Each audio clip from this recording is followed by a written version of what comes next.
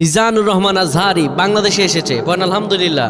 ধারণা করা হয়েছে আল্লামা সাঈদীর পরে এই বাংলায় যদি জনপ্রিয়তা থাকে সার্বজনীন, তাহলে এই জনপ্রিয়তা হচ্ছে মিজানুর রহমান আজহারি, যাকে এই বাংলাদেশ থেকে ষড়যন্ত্র করে বিতাড়িত করা হয়েছিল।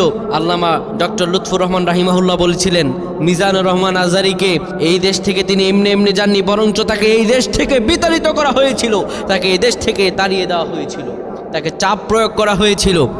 আল্লামা লুৎফুর রহমান রাহিমাহুল্লাহ বলেছিলেন, মিজান বীরের বেশি ফিরবে। আসলেই তিনি বীরের বেশি ফিরেছেন।